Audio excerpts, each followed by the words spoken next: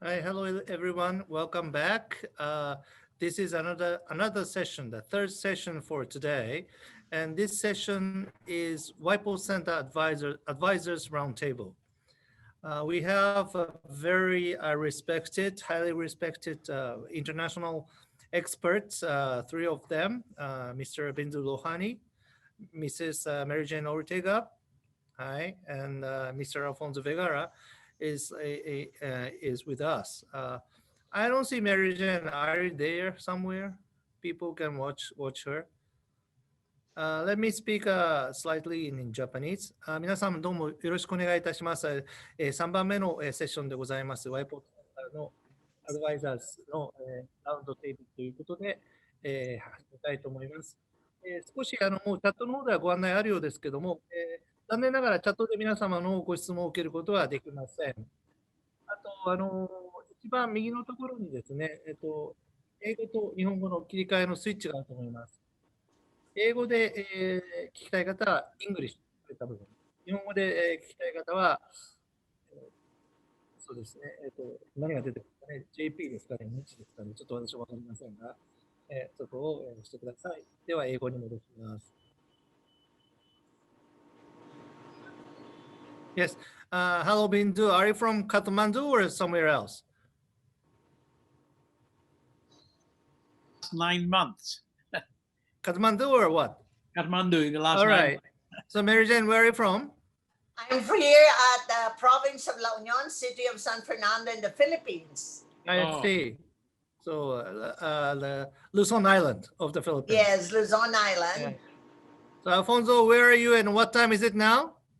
I am in Madrid, and here is 8:40 in the morning. Right. I saw you from the first session, so you wake up very early today, huh? Yeah. All right. No. So when we established the Y-PORT Center at the City of Yokohama, we sought advice from several international experts, actually 4 of them. Mr. Andrew Steers of World Resource Institute was also the senior advisor. Currently, Mr. Anidas Gupta, who is a director on urban development of WRI, is another senior advisor. However, he is in the United States, and the United States, it is what time? Maybe 3 in the midnight, so that we have no way to invite him over the digital. Maybe the virtual world or something like that. Maybe in the future we may be able to do that. So first, I'd like to go around from Mr. Lohani, Mrs. Ortega, and Mr. Alfonso to introduce yourself. And you know that this is a week, Yokohama week of Asia Smart City Conference. So from your perspective, your experiences, whatever you like to share with us, please go ahead. And I need to cut your speech around the 5 minutes because I like to give the equal chance. So that Bindu, you're first. This is, well, what I'm planning to do today is, of course, I'll be focusing Asia, Asian cities, and those cities which do need help to become sustainable city in future, livable cities in future. Yokohama has become #1 livable city. And those cities who are aspiring to be carbon neutral with this 1.5-degree agenda by 2050. And those cities who have one way or the other way affected by COVID, and see what we need, how we need to plan our cities post-COVID. So some of the experience. I think some of the looking forward, some of the issues that I think would be important and would be a priority issues would be one, if we had a plan, city plan in the past, it's about time to look at the city plan again and see whether we can align it to 2030, taking SDGs into account, or whether we need to also make it 2050, considering the carbon neutral and net zero emissions by 2050, and whether we need to bring in some new elements of planning and new norms taking into COVID. So that's one of the things I think is important. So in looking at the SDGs, an important concept would be to think about the integrated urban development, which is really not very much happening in the Asia-Pacific region. The nexus issue, as we talk in SDGs, have not been looked into. The inclusiveness issues remain. There are a lot of poor people still in the cities, below poverty, slums, and so on. Therefore, I think we need to create policy also with the new energy policies, focusing on the energy efficiency, renewable, carbon pricing, etc., create new transport policies. And these are some of the new challenges that the city will have. Further, we need to also look at the cities about the circular economy, from reduce, reuse, recycle, not linear, but the circular.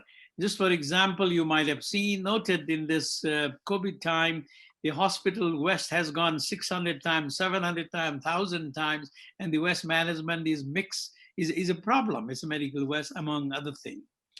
The other thing that I will say is the climate change agenda, I already mentioned, but cities will be building a lot of infrastructure, at least in Asia.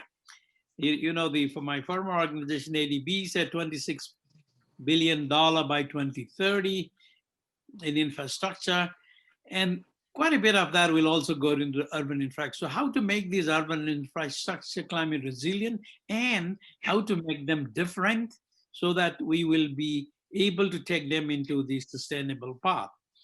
And the other thing also, the smart city, the technology, adopting the new technologies for carbon, low carbon technologies, as well as the big data, etc., could be used to make the city smart on one hand, on the other hand, to adopt the new kind of technology that's emerging.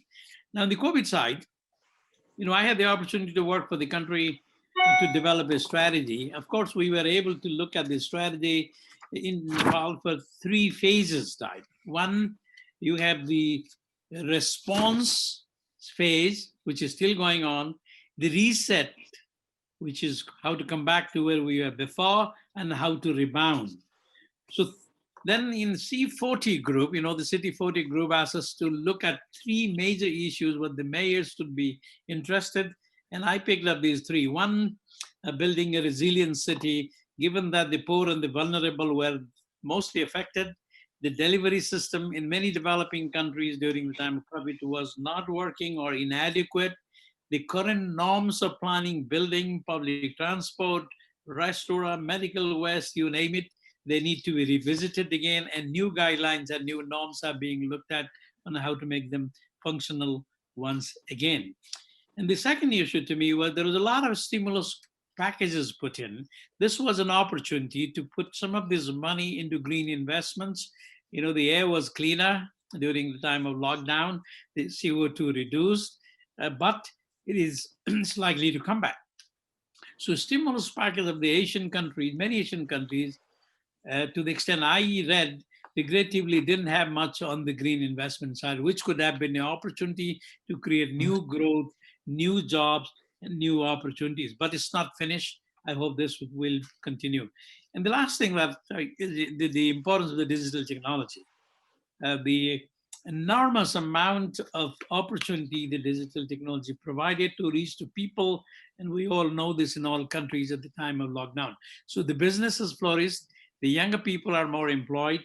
I think the city management as a service, which Toro used to mention, I think we will have a different kind of service now coming in through quite a bit through this e-business, digital business, and this is not stopping. And finally, I think I see this, therefore, the urban issues becoming almost a laboratory now because things are changing as we talk, and hopefully we'll be able to look at the urban issues as on a very timely basis with great data that is coming in every day, and with the kind of opportunity we have to analyze them and make it appropriate to the cities. And let me stop here in the first round.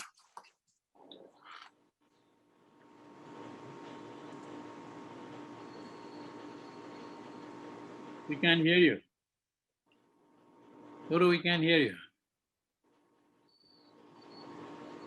my mic on. Sorry, I forgot to. Yeah, what I was trying, Bindu, I think I may not have made myself clear, but people would like to know who you are and what are you doing recently as well. Oh, I see. Bindu is a very prestigious person in a sense that he is the former vice president of Asia Development Bank. And as far as I recall and know that he's the first one to start the environmental initiative in Asia Development Bank. What else can you share with us? Well, you're right. I was at the Asian Development Bank. I went on to become the Vice President of Finance and then Vice President for Knowledge Management and Sustainable Development. This is where we had all these sectors like energy, transport, urban cities, knowledge sharing, knowledge hubs creation, and the climate agenda that we are able to move in as a part of the main business. And it was really, really a good time. And after that, I thought I would retire from ADB, but you become more busy after you leave an organization. So I've been in about 10, 12 board, mostly sustainability type, environment, climate change, plus some universities, continue to teach a climate course at the AIT every winter, except maybe this may not happen this year. So life has been pretty interesting, busy, but good thing is after retiring, you get to focus where you want to focus. Thank you. Good, thanks, Bindu. I'd like to switch on to Mary Jane. Mary Jane was the former mayor of San Fernando, La Union of the Philippines, where she's joining with us, and also that she serves as a Secretary General of CityNet. CityNet is a regional cooperation among the local government. Right now, around 100 cities are the members from Asia, and she served as 8 years, am I correct? Or 12 years? 8 years as a Secretary General. As Secretary General 4 years, and then a special advisor 7 years. I see, okay. So that I think I can say more about her, but I'd like to ask Mary Jane herself to tell us who you are and what are you doing recently. Okay, konnichiwa. Anyway, good afternoon to everybody. As Toru said, I'm here in the Philippines. And first of all, I would like to add to Bindu, because Bindu is also the chairman of Clean Air Asia. And I was a member of Clean Air Asia, but my term expired. So he's still there, and I'm still helping for Clean Air in Asia. I am actually, as you can see, the representative of the women in this group. We have the 3 men with us, and I speak for the women. And probably it's because I'm also very active in women's organizations. I'm a member of the Federation of Asia Pacific Women's Association, and our member in Tokyo is Isatsu no Kai. We were supposed to have our conference in Tokyo this year, but because of COVID, we had to postpone it. Hopefully we would be there and bring together the women of Asia. I'm also active with the Zonta Club, Zonta International, active with the Inner Wheel Clubs of the Philippines, which is a counterpart of the Rotarians. But as Toru said, I was at one time in my life, that was way back in 1998, mayor of the city of San Fernando. And that is when I first met Toru.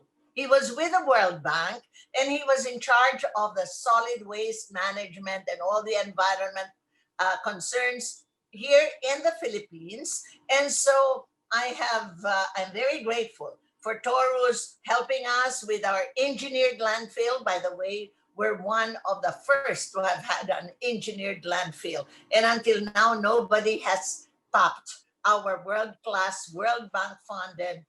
I borrowed money from the World Bank for this landfill. I also, as he mentioned, after my stint as 9 years as mayor, I was very active with CityNet as Secretary General when CityNet was hosted by the City of Yokohama. And that was also when Mayor Fumiko Hayashi came in as mayor way back in 2009. And so I would like to take this opportunity to greet Mayor Fumiko Hayashi. A very good afternoon. And I would like to say I have read all her messages starting from the time you had the lockdown. and I have gotten to know her better through her messages from April to December. And so I'd also like to greet all of you there in Yokohama.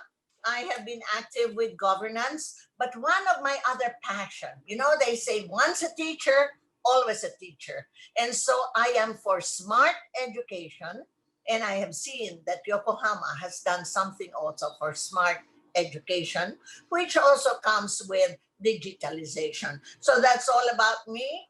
I am also a representative of the elderly, because I'm very proud to say I'm now turning 80, or as they say, sweet 80. And there you are. And we're very glad to be here with you and share with you our perspective and our thoughts about being a healthy city, a smart city, and following the good practices of the city of Yokohama. Thank you, Mary Jane. You know, I didn't have a guts to ask the age of lady. So today is the first time that to learn that you're already 80 years old. You don't look like that. That's why I mention it, because I'm fishing for a compliment, Toru. Right. Okay, so that last but not least, Alfonso. You know, Alfonso is the leading figures of the Fundación Metrópoli. He's actually a founder, as far as I know, and then that he do a lot of research, and also that leading the dialogue, international dialogue on the digital transformation, urban design ecosystem, and he's advising to many cities in Asia as well from Madrid. And we are very glad to have his advice to the Y-PORT project itself. Alfonso, please introduce yourself and feel free to utilize any slides if you have to show your works and your thought. Thank you. Thank you, Toru. It's really a pleasure and a privilege to be in contact again with the city of Yokohama, with Japan, that I admire really a lot. So thank you for this invitation. I would like to use some slides to share with all of you the activities we are doing at Fundación Metrópoli. We are doing from Europe. It's a different perspective, and I think it could be useful in this dialogue we have today. I will share my screen.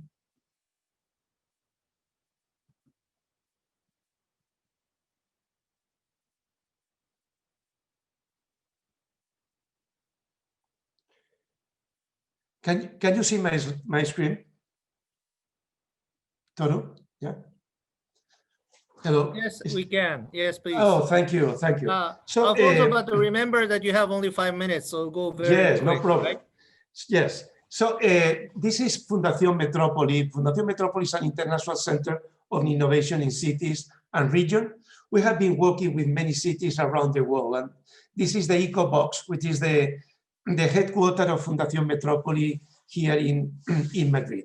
We have an alliance with UN Habitat and the World Tourism Organization for the practical implementation of sustainable development goals. With everybody today agree worldwide of the importance of these objectives. One of the things I wanted to share with you from our research is the future importance of medium-sized cities in the global world. They will go from representing 11% to represent 37% of the GDP of the world. But medium-sized cities cannot live in isolation. They need to work together. They need to create urban system. They need to create a territorial diamond. This is United States territorial diamonds. And also the South of Europe territorial diamonds. This is really important. We can apply this philosophy to transformation of cities.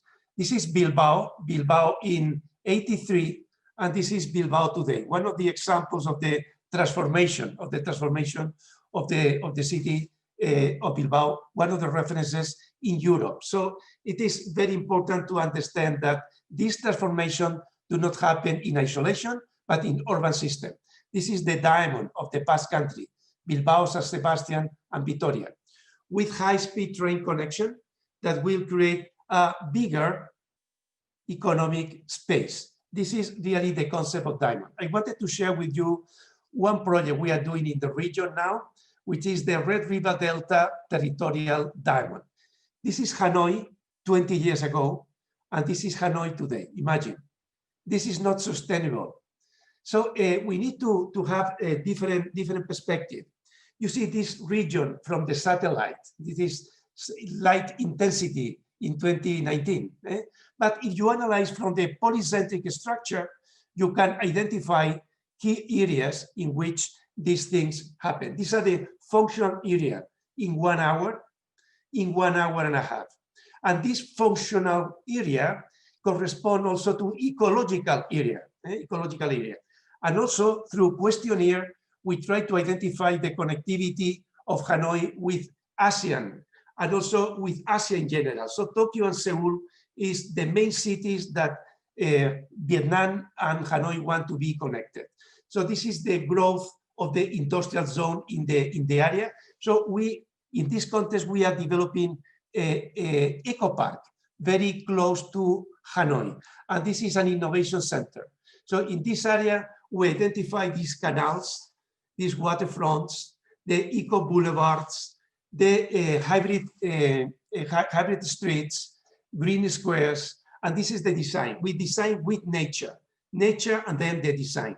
And even the idea of creating the living blocks where you can have the accessibility inside, but you can have the green space for pedestrian interaction and mixed use. This is trying to have sustainability in this area and also connecting digital and physical area of the city. This connectivity, that's the reason why we call a diamond city. This is a metaphor of a diamond. The diamond is a man-made jewel. And this is the diamond city as a metaphor in the Red River Delta territorial diamond. Thank you very much. Thank you, Alfonso, giving your recent work and provide us the global perspective. And I think I was quite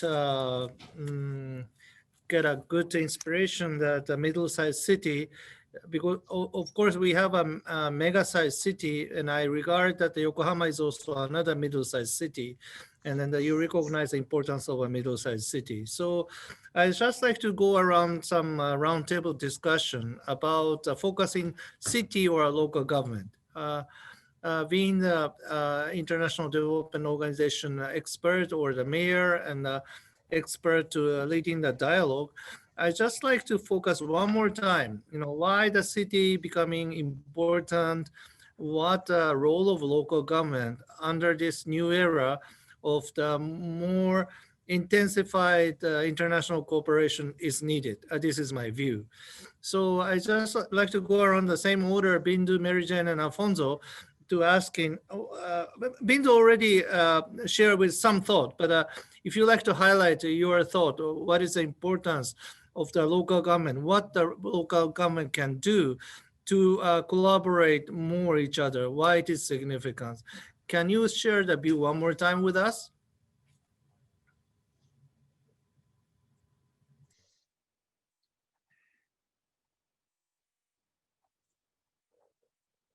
In the case of Asia, by 2050, we expect about 65% of the Asians to live in cities. And 70–80% of the GDP will be made in the cities. So city is going to be important ecosystem, no matter how we look at it. It's also where the CO2 will be emitted. This is also where people will have to learn to lead with green, clean agendas.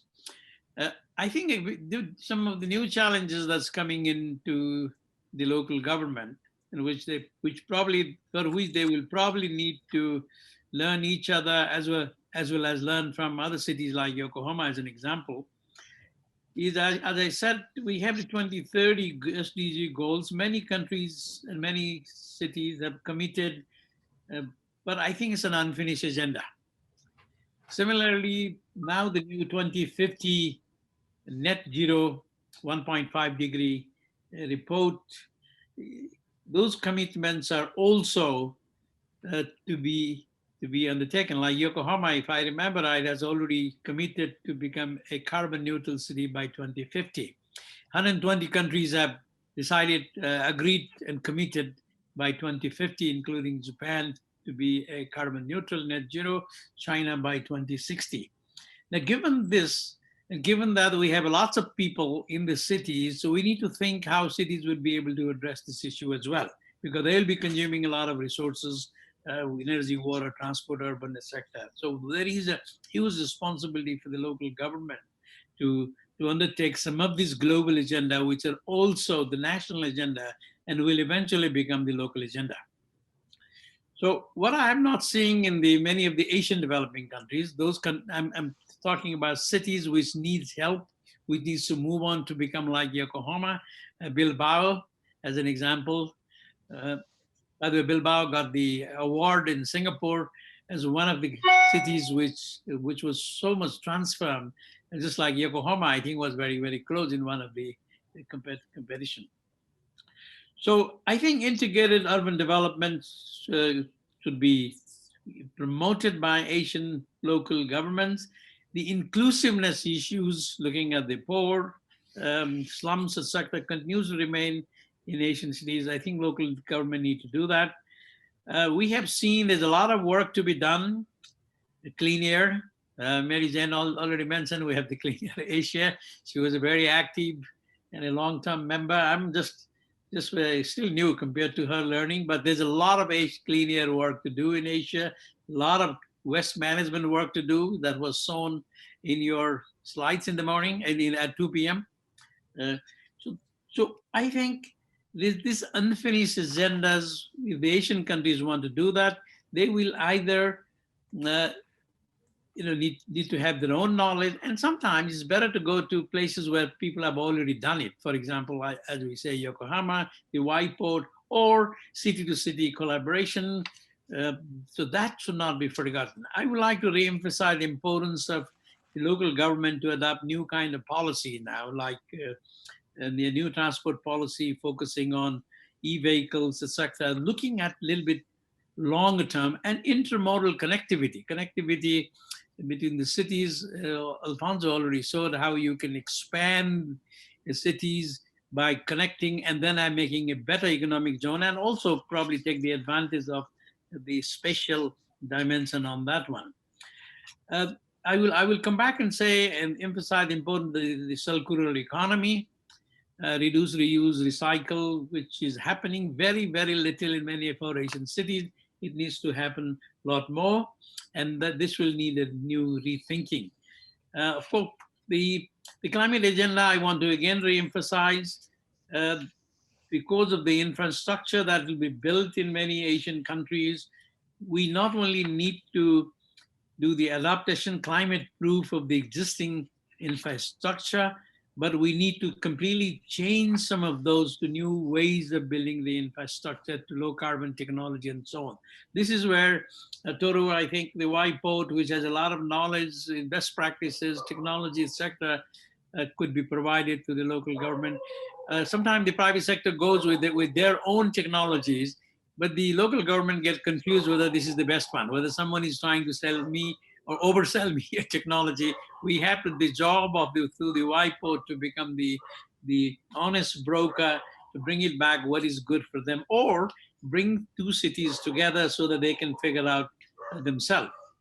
So again, in the COVID time, I mentioned the COVID experience has been very, very helpful. One area I would say that we may need to do, all of us may need to think, and we've been doing some work here also, is looking at the urban norms, the norms of transport, norms of real estate design, the water consumption designs, the space designs in the department store. If you have to maintain this different kind of lifestyle, these norms are being looked at it, and I think this is a work we all may need to do collectively. Maybe Yokohama and other cities which have done might be able to share in future. To me, therefore, treating this, I said it before, treating this city as an urban lab, because so many things are happening, is a way to move, and putting cities, putting the citizen at the center of it is what we need to think in future. Let me stop here at the moment.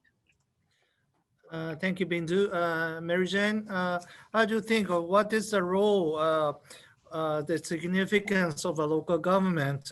You are leading City itself, and also that you are leading the consortium, the group of cities to collaborate together. So how do you feel? Well, actually, Toru, this is from my experience during the time of COVID. National government came up with policies, but then who did the work of distributing relief goods? The local authorities. Who did the work of testing and tracing? The local authorities. And so this is really where CityNet had this vision, because you very well know, but I'd like to say this for those who are not familiar with CityNet. In 1987, UN Habitat, UNESCO, and UNDP, and I think, Toru, you were already with one of these. Were you with UN Habitat or UNDP? Anyway, they already thought that we will have an urbanized world, and we have to capacitate the leaders. We have to make sure that those who would lead the local authorities are capacitated.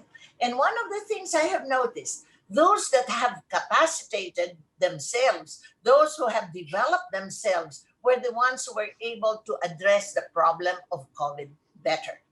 For those who were lost, they didn't know what to do. They just had to follow whatever was told of them. And you know, there are times when you cannot have one solution for all. As they say, no, not one solution for all. And so when national government at times comes up with one general policy, but then they don't know the intricacies, you know, the sensitivities in local government, and the mayors are the ones who know about that. So this is where the reason why I looked at all the messages of Mayor Hayashi was I was thinking, looking around here in the Philippines, I said, in the Philippines, I wonder who are the mayors that we can use as the best models to replicate, because we have to tell people these are the ones who did well. Looking at Asia Pacific, definitely Mayor Hayashi or Yokohama has done well in addressing this problem.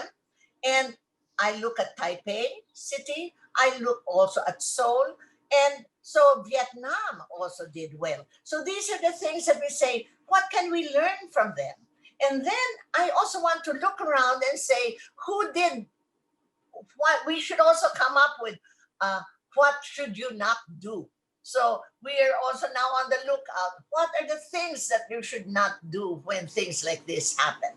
Now, one of the things that I noticed is that we have to have these experiences of the past and use it for the present. COVID was something that was unknown to us. But for those who had MERS, I think you had MERS also in Tokyo, those who had the experience of MERS were more ready. And for us, it was completely an unknown. So we want to have this city-to-city cooperation. I have noticed that Yokohama has 13 sister cities. You have in the Philippines, Cebu and Manila, but I know Cebu is working hand in hand with you. I hope Manila would. But you have also reached out to Iloilo City, and this is for disaster preparedness. So this is where we need more of the city-to-city cooperation. And as I said, we look around and we say, who can we emulate? And then we look around and then we say, what can we learn from those who have not done well? I would like to say that I like what you did in Yokohama. While everybody was already just thinking of lockdown, you came up already with your plans for economic recovery. But one thing that you have done, which very few cities have done, is to also look after the cultural and heritage and the arts. Because when they were fighting COVID, they only thought of health. They only thought of frontliners, but they did not think of a cultural event helping the emotional quotient of people for those who are now locked down in their homes. So you thought of that. And so I'm now looking around. Who else thought of giving assistance to people in cultural events? You have reached out to the elderly. Many have done so. But one of the things that I would always talk about is I have never been discriminated against in the past. I have been invited, and as you said, you didn't even notice how old I was. But then here they are, and they say, those who are 60 years and above may not go out. But then if you think you can help, if you think you are healthy enough and you follow the protocols of the 3 C's, having the mask, avoiding crowded places, avoiding close contact, if you follow these protocols, why can we not do our share to help our community? Why should we be treated like minors at 60, 65? Well, we know better. If we're sick, if we have a comorbid disease, then of course we will not go out. But if we're healthy, why can we not reach out and help the community? So those are the things that I have in mind. And as I said, I have already come up with some areas that we think should be replicated. And this is the importance of webinars like this, where you're able to see what are the other things that we may have overlooked so that we can correct and come up with policies. I am for the e-bikes. I am for the bicycles. Do you know that now we have 150 to 200 people going around the city biking? Because those who feel that they have to get out of their homes after being locked down for so long, then they go out biking. But we have to do something about public transport. How can you now avoid crowded places in a public transport? So those are things that I think we should look into. Thank you, Mary Jane. Alfonso, that you're leading so many city-to-city or a multi-city collaboration. So is there any change after COVID or carbon neutrality about this collaboration? Or how do you see the significance of city-to-city working together? How do you see that? Yeah, so look, cooperation at many levels are really important, and particularly for cities. But in my opinion, the key component to accelerate and to facilitate cooperation is if the city have a vision, if the city have a city project. So today, with the climate change challenge, with the pandemic difficulties, it is very important to rethink our cities, because many things will change. And for instance, housing in the future probably will be different. Probably we need a place to live and work. We will need probably hybrid housing. Office space will change. The office space will be different. Not a place to go to work. It's a place to go for interaction, for creativity. The commercial centers will change a lot because the e-commerce, the educational facilities will change. The mobility will change. Public space, intergeneration solidarity will be a key. So new direction. We need something totally new. So we need more than ever our cities to define a city project. And this is not about only technology. The challenge of smart solution is going from only technology or low carbon technology to urban intelligence. And urban intelligence is about leadership, it's about vision, it's about ethic commitment. So we have a lot of challenges in this respect.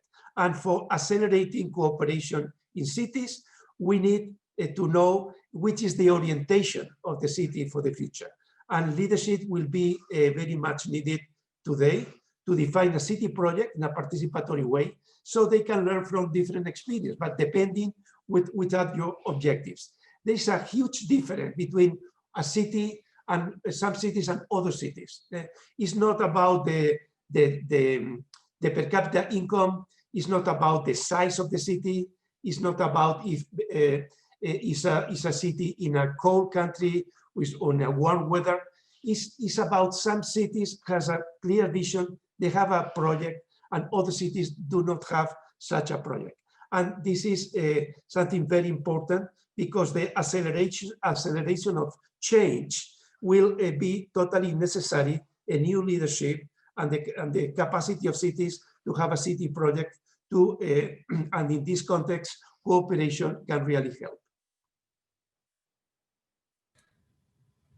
Thank you, Alfonso. That I think Bindu was mentioning that city expand more while we face this unfinished business of reducing the emission and the consumption, circulate more, and also to be inclusive.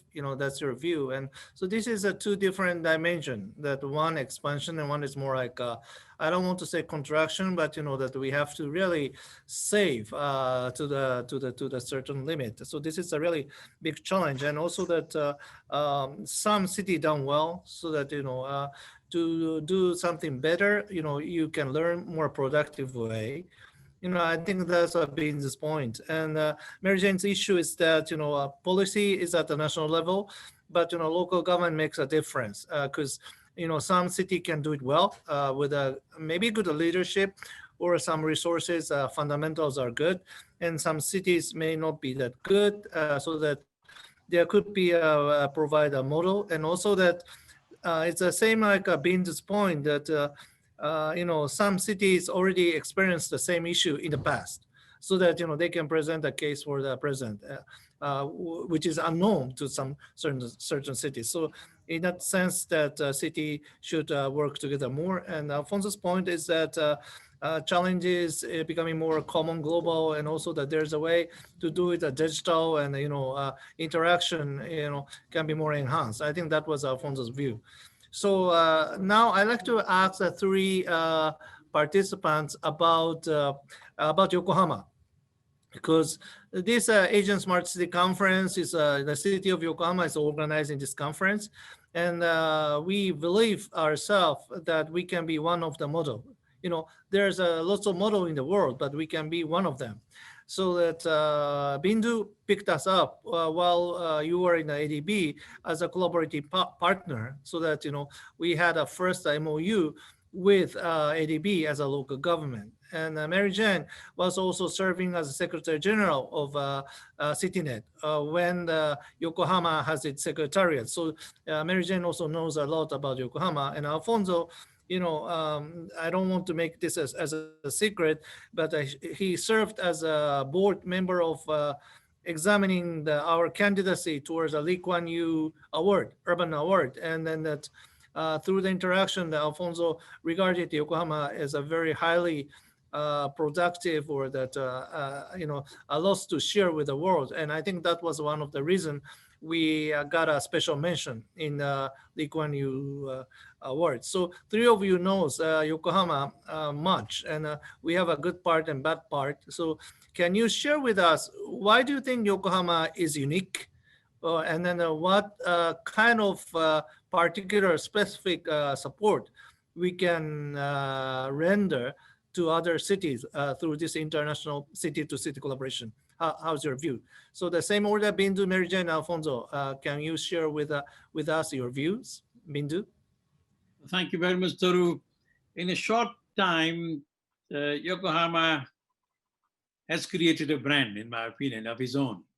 It is to many of the Asian cities which are still struggling how to retrofit what they have, how to redevelop, how to do some greenfield project in the city, and eventually become a very good, sustainable, livable secondary city. I call it secondary city below 10 million people. I think Yokohama is, in my opinion, is a good model to look at. And there are others in Europe. I'm really limiting my knowledge to Asia. And Singapore could be Yokohama. But Yokohama has its own style. Singapore has its own style. But Yokohama is certainly one good model many Asian countries would like to do it. And I would say the uniqueness comes from the fact that it was a city like any other Asian cities in the past. Air pollution, water pollution, solid waste management problem, and eventually getting over that to this level.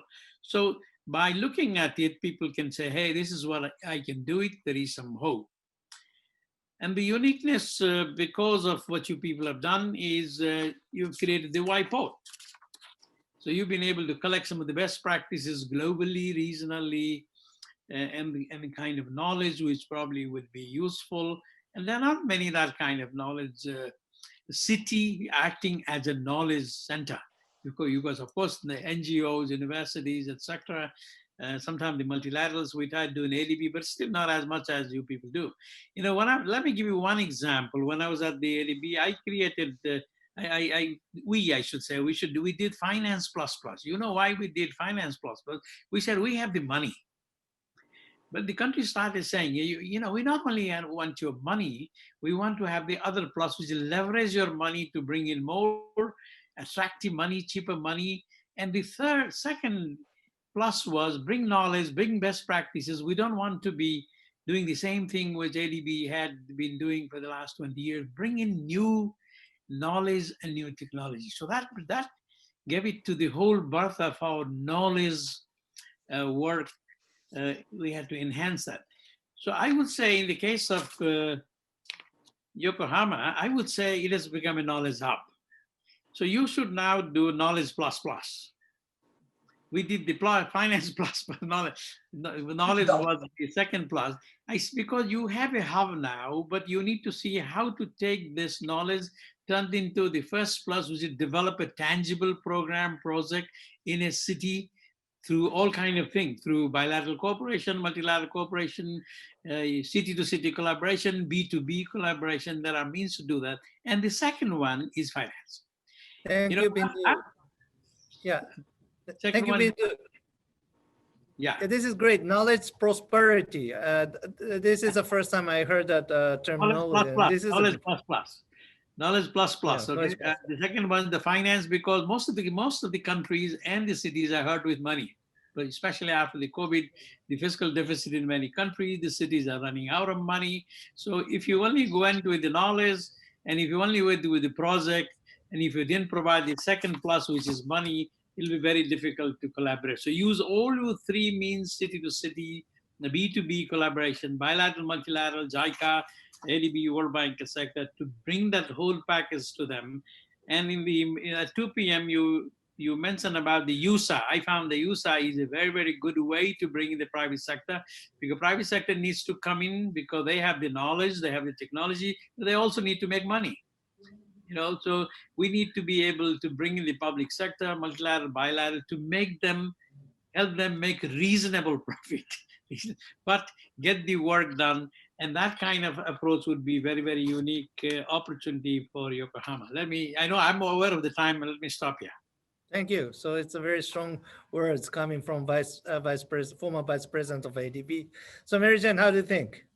Well, first of all, I'd like to say when I joined CityNet in 2009, Yokohama was celebrating 150th year of its international cooperation. So I couldn't forget that in 1859, you already opened your ports. And when you opened your ports, you opened your arms and you welcomed people to your place.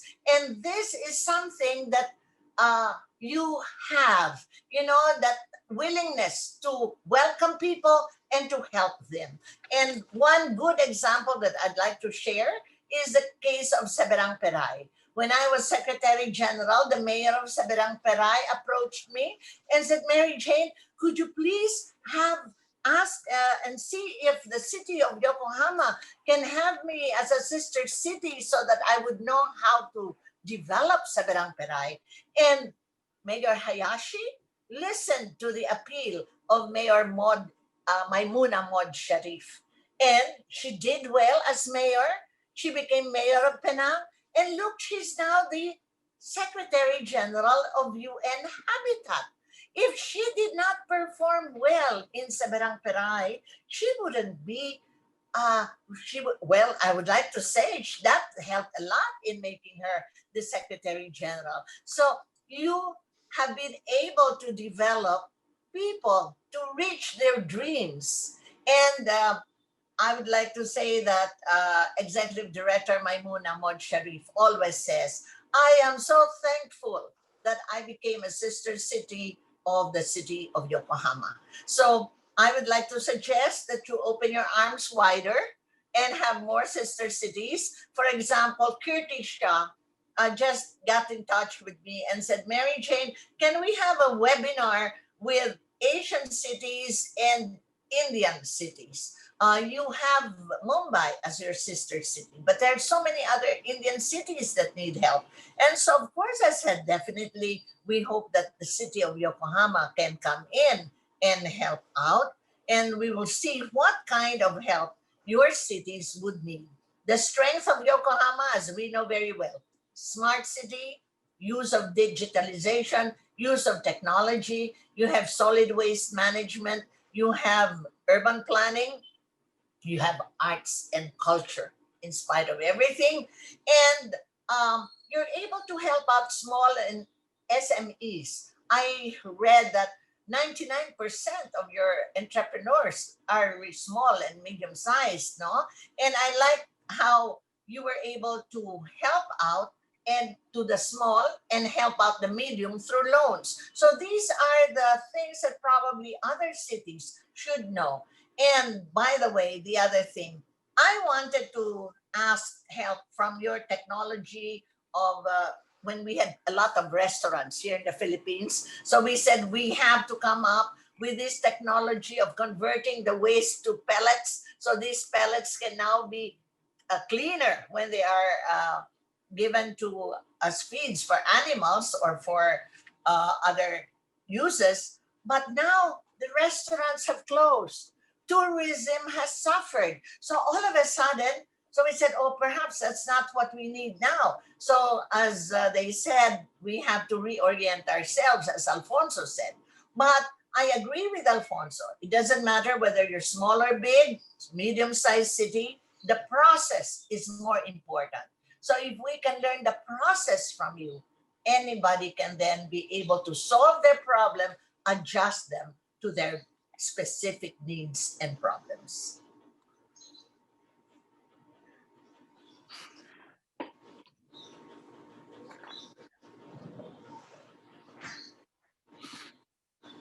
Yep. I said that I need to give Alfonso a decent amount of time because we have 5 minutes away from our closing that we have this slot up to the 5:40. So Alfonso, how do you see that Yokohama is unique or different and can be more productive in terms of international cooperation? I think many of the singularities and components of excellence of Yokohama has been already shown by our friends. But I would like to emphasize a singularity. Yokohama is a medium-sized city at the global scale, but is in the context of probably the biggest metropolitan area in the world.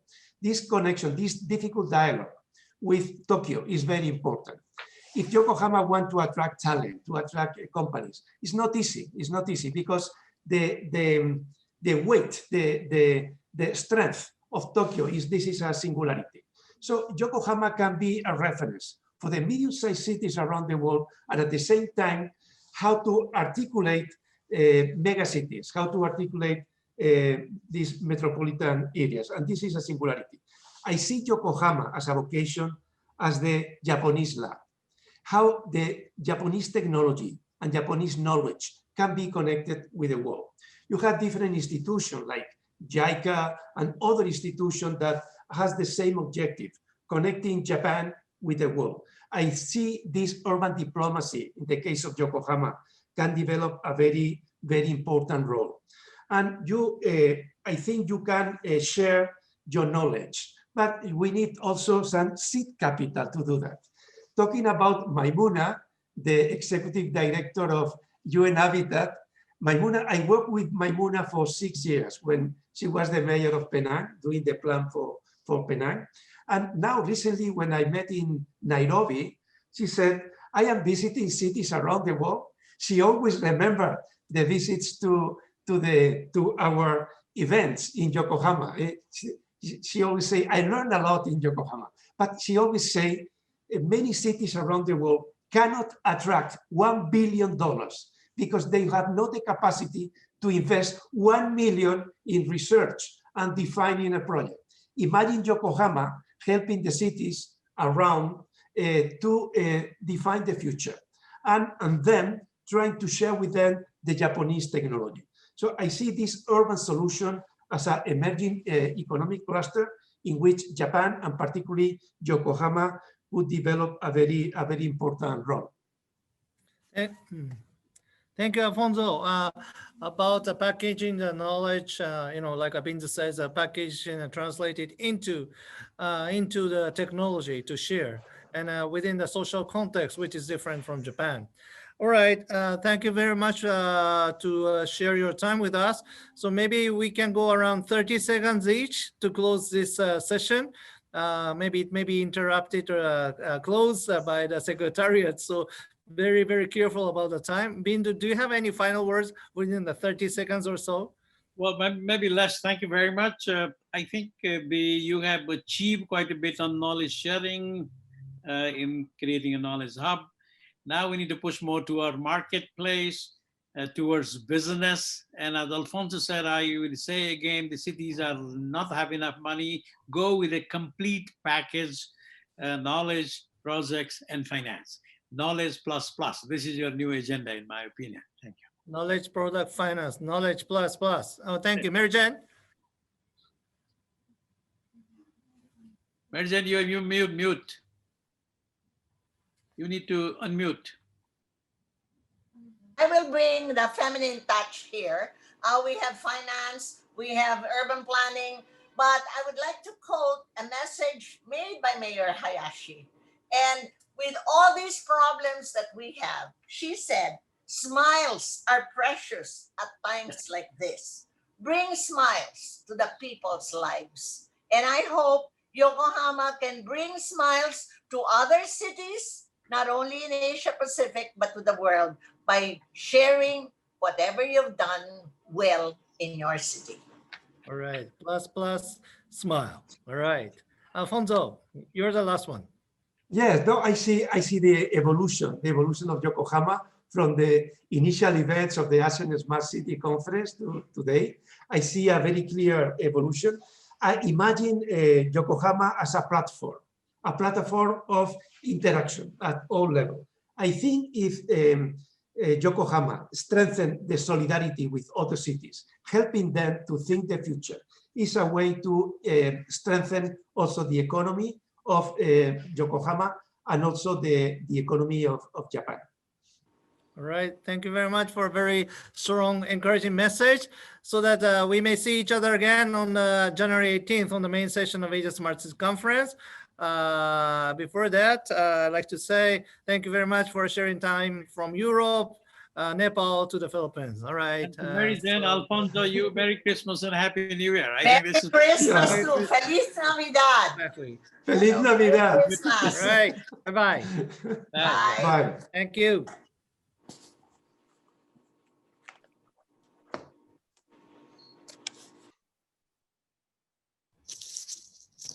This is the Secretariat for 9th Asia Smart City Conference. We are having a main event on Monday, January 18th, 2021. Please register from the QR code on the slide. We will looking forward to your participation. And this is the end of session 3. Session 4 will start from 6 p.m. So please stay tuned. Thank you.